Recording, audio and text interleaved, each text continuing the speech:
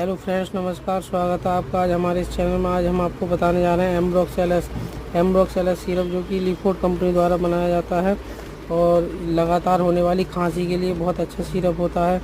जमे हुए बलगम को निकालने के लिए और सांस लेने में दिक्कत होने पर भी बहुत अच्छा काम करता है और खांसी को रोकने के लिए भी बहुत अच्छा सिरप है। इसका इस्तेमाल आप अपनी डॉक्टर की सलाह के अनुसार कर सकते हो। तो